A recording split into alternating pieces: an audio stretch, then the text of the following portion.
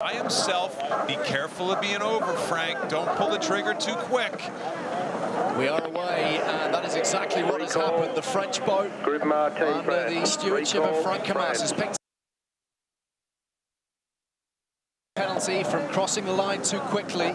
It's been a feature of their racing recently, Ken. They've been such good starters, but they're just getting the timing wrong. Yeah. It is hat day, no doubt about that. It is stinking hot out there.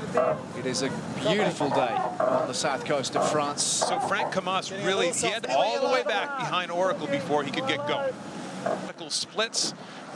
Literally all bets are off in this light air. You can see big changes. Just taking a completely different path to the rest of the fleet. Can explain why they would have done that tight turn around that first mile. Well, when you're in the back of the fleet, I wouldn't say that.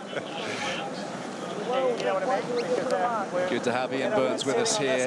So Emirates Team New Zealand really kind of making a play here. They're obviously going fast. They're rolling over, what's called rolling over the top. Very well done by Team New Zealand. I think they got a bit of a chip on their shoulder. They have something to prove. They were not happy, even with substitute skipper last time. They don't use that as an excuse. They want to get Japan not quite get their code zero out quick enough. I'm going to guess that Emirates Team New Zealand looks to be a bit launched right now. Look for Artemis to do attack because they're coming up on the boundary. Frank Camas and the Palmer Team France taking just that little bit longer. For the first time, you'll notice that there's a person sitting all the way out strut on the spinnaker pole. That's to keep their weight as far forward as they can. Not having to climb out on an individual hull every time you tack or jibe. So the bowman, in that case Louis Sinclair, is sitting all the way out on the front of that post. Breeze is actually shifted to the right, so that's why you saw all the boats tack to start quickly. Starboard tack is the breeze coming over the right-hand side of the boat, because it's a long starboard tack leg. The whole course is a little bit skewed. We've had a rather large right-hand shift.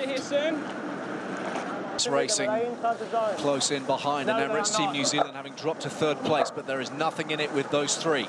Big right-hand shift like we were talking about. Emirates Team New Zealand led the group to the left side of the race course, which have kept up their pace in that final stretch. They're being chased down by Emirates Team New Zealand, but I think it's going to be beyond the Kiwis, with Oracle Team USA currently in third place and a long gap back to the French in fourth, who've made up a bit of ground. But it is the Swedes who are setting the pace here into South Coast. It is Artemis Racing who crossed the line for race number one with the win in their pocket, and good support from those on shore. Team France to finish in fourth. Nice little comeback by Frank Camas.